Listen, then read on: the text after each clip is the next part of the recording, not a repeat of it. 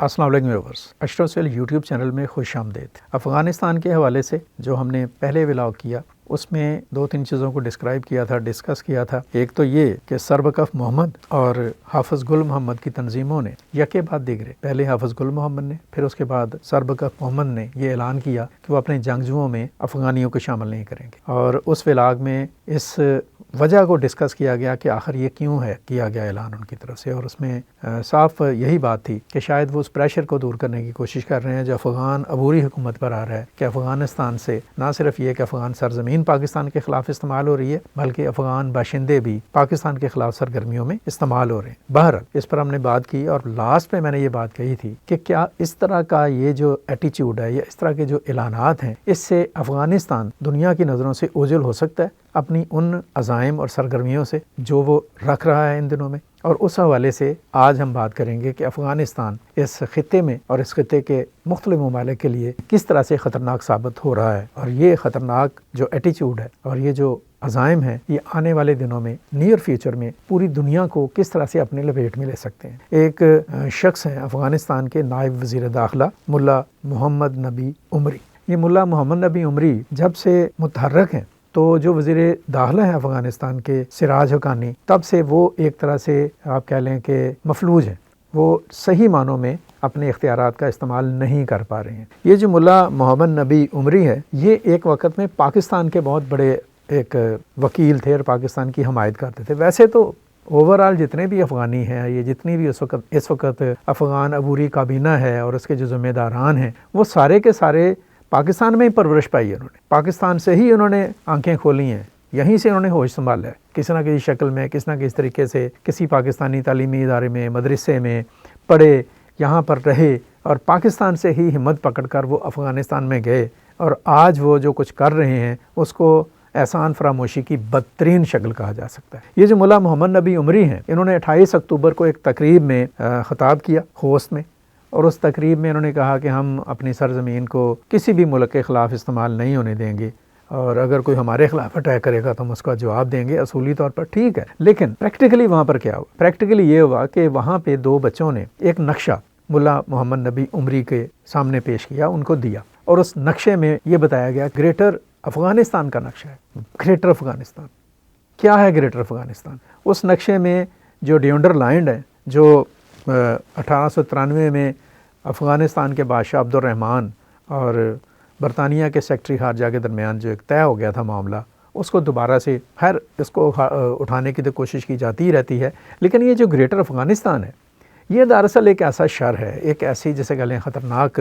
ایک سازش ہے، اور ایک ایسی بھیانک اور خوفناک آپ کہہ لیں کہ سوچ ہے کہ جس کو فوری طور پر روکا نہ گیا تو یہ اس خطے کے لیے ایک آپ کہہ لیں کہ سنگین خطرے کا باعث بن جائے گی۔ اس گریٹر افغانستان میں انہوں نے جو افغان عبوری حکومت ہے،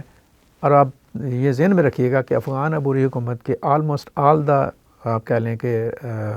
ذمہ داران جو ہیں وہ اس گریٹر افغانستان کے پیچھے ہیں، اور گریٹر افغانستان کے ذریعے سے ہی ایک ایسی کوشش کی جا رہی ہے جو اس خطے کو تہس نہس کر دے گی۔ اور گریٹر افغانستان کا یہ نقشہ صرف افغانستان تک نہیں ہے، بلکہ اس کا پھیلاؤ پاکستان کے بہت سارے علاقوں کی طرف۔ یہ ساری صورتحال اور یہ سارے معاملات میرے لیے اس وقت زیادہ سنگین ہو گئے، اور مجھے اس پر زیادہ تشویش ہوئی جب میری ملاقات ایک انتہائی معتبر، ایک نیک نام، ایک صاحب علم اور ایک صاحب کمال شخصیت سے ہوئی، جن کا نام مولانا مفتی عبد الرحیم ہے۔ مولانا مفتی عبد الرحیم جامعہ رشیدیہ کے ناظم اعلیٰ ہیں، اس کے ایک مدار المہام ہیں، اور صرف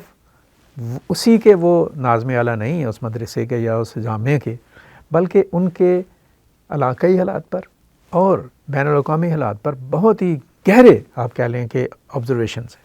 بہت گہرا مشاہدہ ہے، بہت گہری نظر ہے، اور انہوں نے بھی یہ تصدیق کی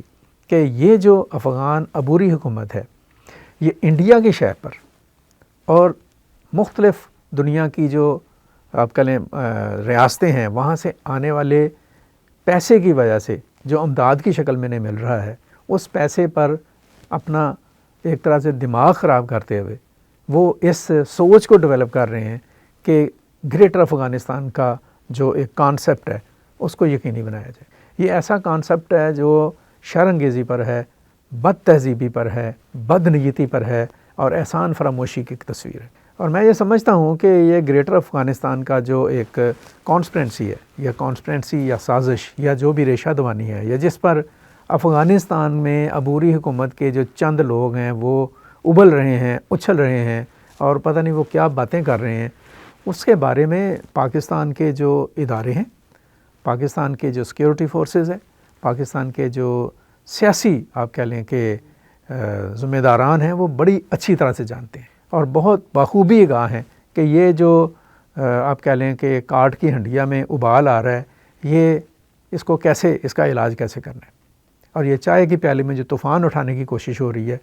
اس کو کیسے مینیج کرنا ہے یا کیسے اس کو ٹھیک کرنا ہے۔ لیکن یہ ٹھیک تو ہو جائے گا مسئلہ، یہ تو اگلی بات ہے۔ سوچنے کی بات جو سی وہ یہ ہے کہ پچھلے 4 سال کے دوران،